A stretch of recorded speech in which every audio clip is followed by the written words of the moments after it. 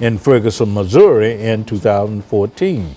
There's a long history of tension, of antagonistic relations, of strained relations between the black community and the police. What we see today, of course, it is a building on that kind of legacy. It's a product of that legacy.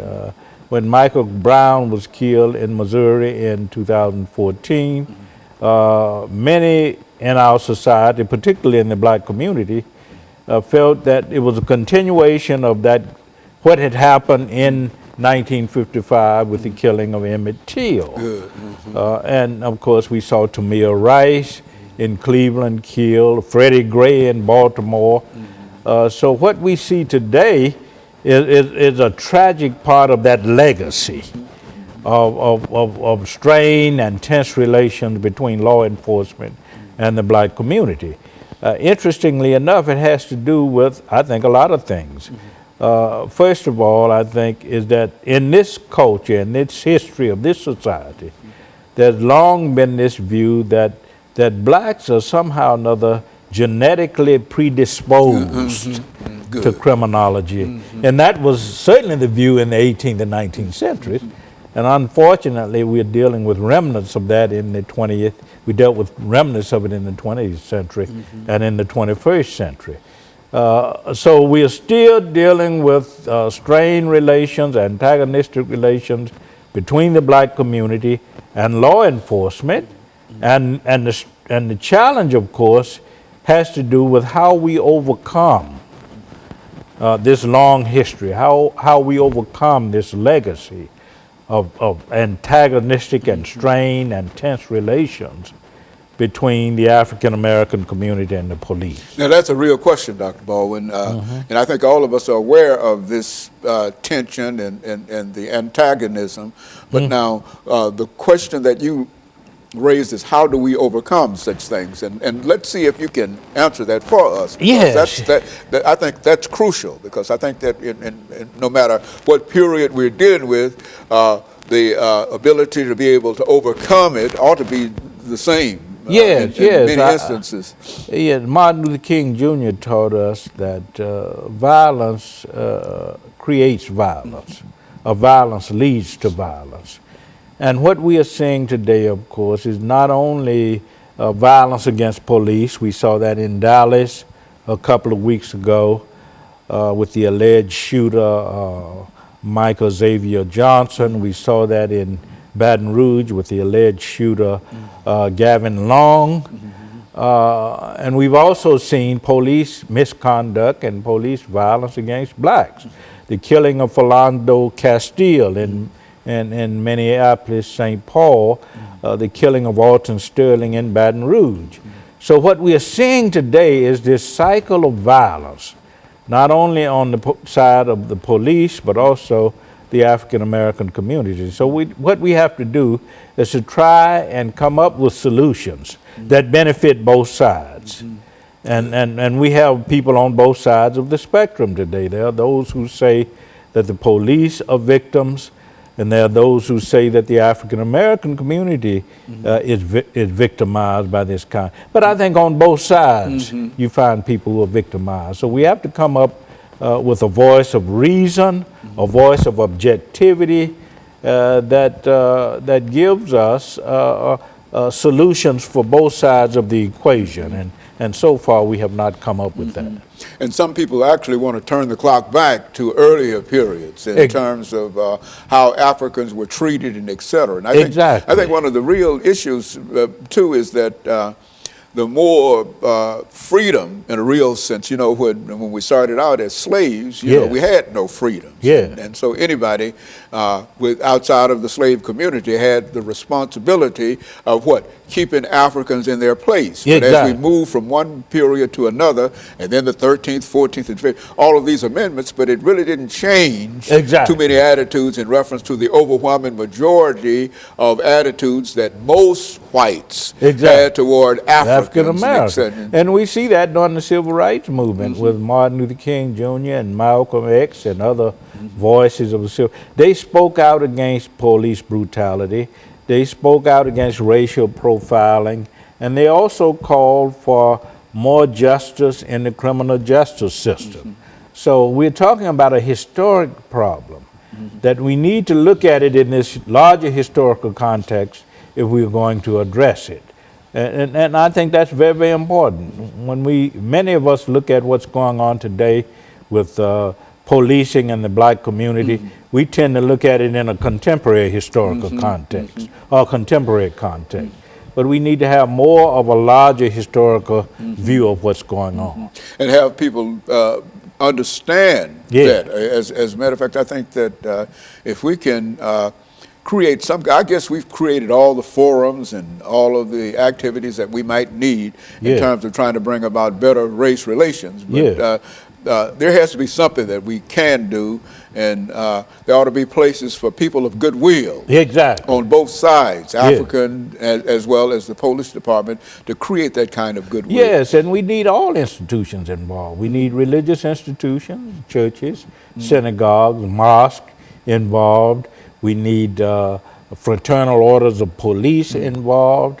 We need politicians involved, federal government involved, to create what Dr. Martin Luther King Jr. called a kind of coalition of conscience. And if we have that kind of coalition of conscience, people from all sides coming at this issue, then I'm sure that we can come up with some solutions to the problems that divide. And what we're talking about is a divide between law enforcement and African American communities. And I think that when we look back over the history of that relationship, we can say in a real sense that we've come a long way. You know, because we don't have the hang-ins and et cetera that we used to have.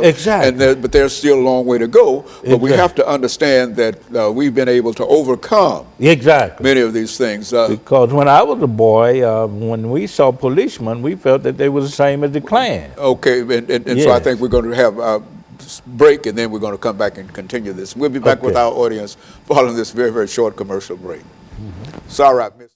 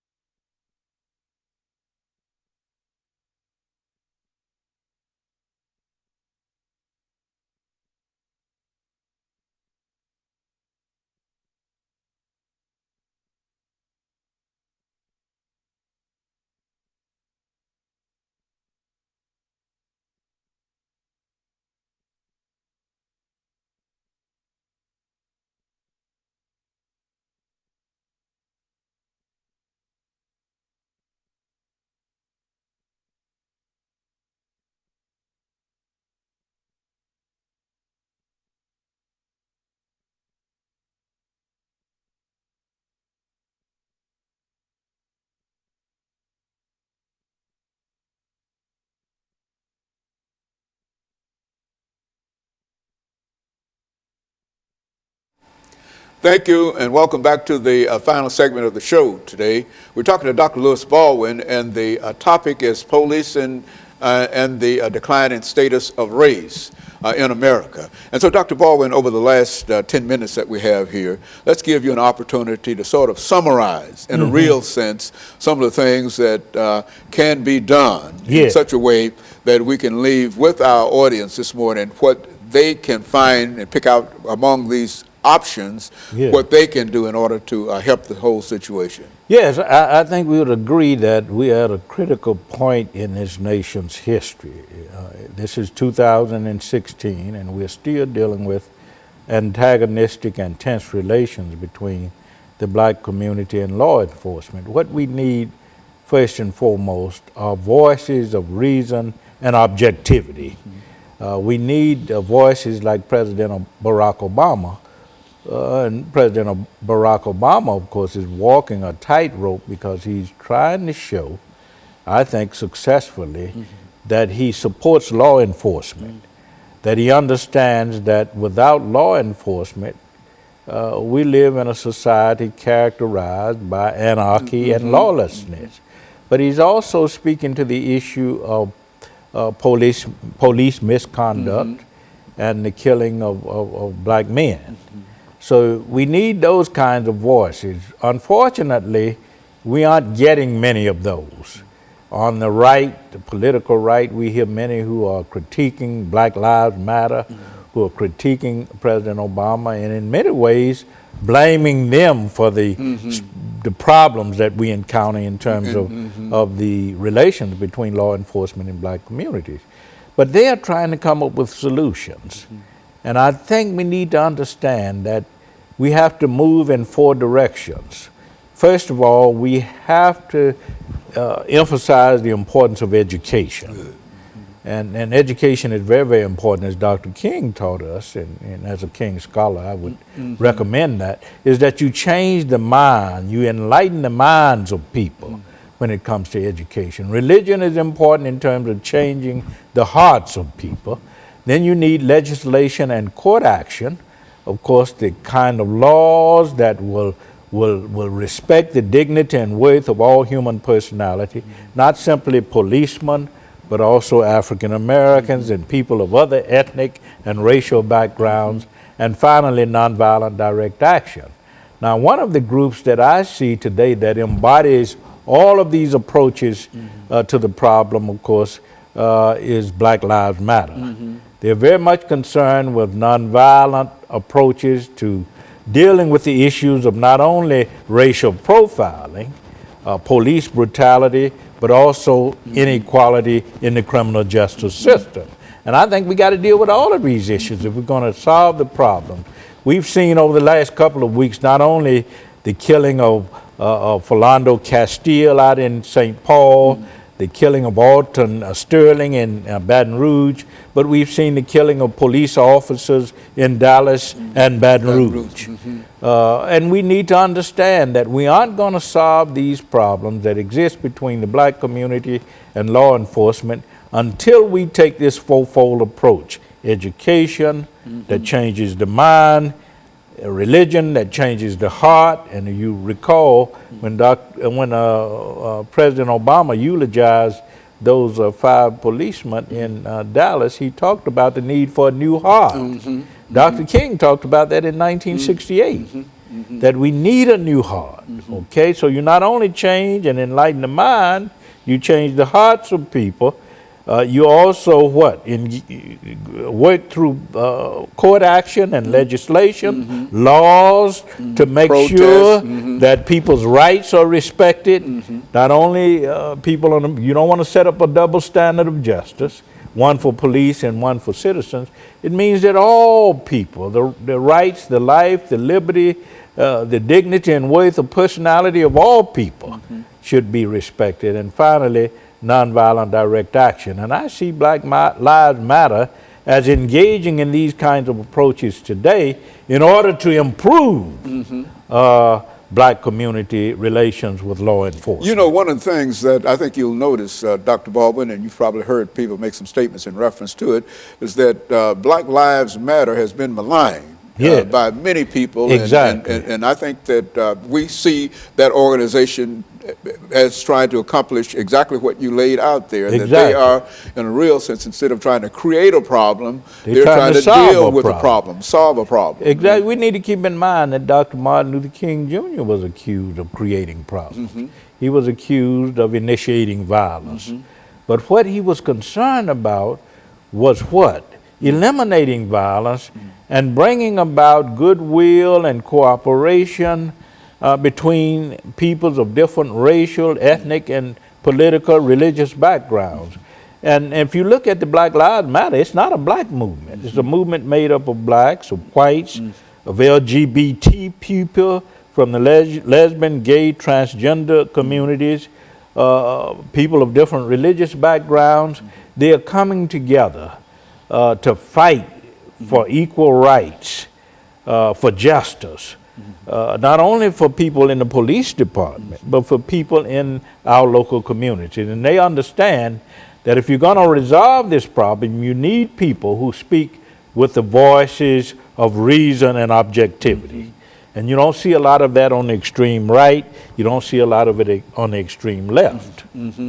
And so, in a real sense, if we could all get behind some idea in terms of trying to bring about better relationships between the police departments and the African American community or minority communities, or the police department and other communities, because African Americans and others Black are not and brown. All of us are affected by this, and if we think in terms of trying to bring about a better relationship and each person commits himself or herself to that idea, you think we might be able to accomplish something? I think we will, and I would add that the upcoming presidential election in November 2016 will have a great impact on whether or not we're able to translate certain kinds of ideals and values into a system that is beneficial to both black communities or minority communities and the police or law enforcement.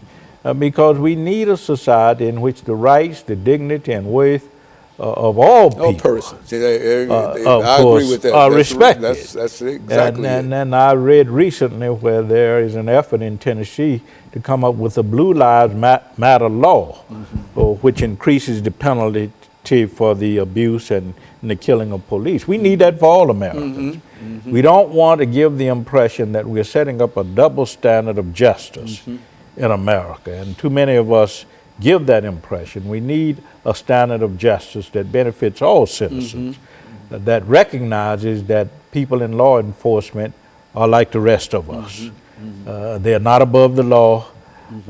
They must conform very much to the values, the standards, the laws embodied in the Constitution, just like the rest of us. And you know, Dr. Baldwin, I might be too optimistic in reference to this, but I think that as a historian, you've had an opportunity to see race relations from slavery up until now. Yeah. And we know that there were atrocities that were committed during these earlier periods up until now, that there would be nothing like that today, et cetera. And so we overcame lynching. That's right. We overcame burning. That's right. And we overcame all of these things. And in many instances, when we overcame them, the law was often involved with that. I think you mentioned Emmett Till. Well, the law was involved with that. That's right. You can't engage in those kinds of practices anymore, lynchings and burnings. And so we need to understand this whole issue in a larger historical context and come up with solutions that involve not only our religious institutions, but our orders of police around the country, fraternal orders of police, federal government. And I think we can solve this problem. Otherwise, as Dr. King pointed out, if we don't learn to live together as brothers and sisters, we will perish together as fools. And I'm optimistic, Dr. Baldwin, that things will get better. We overcame a lot up until this point, and so we're just moving forward in hopes of making things better. And of course, let me encourage our audience to tune in again next week for another informative edition of Comments. Thank you and good morning.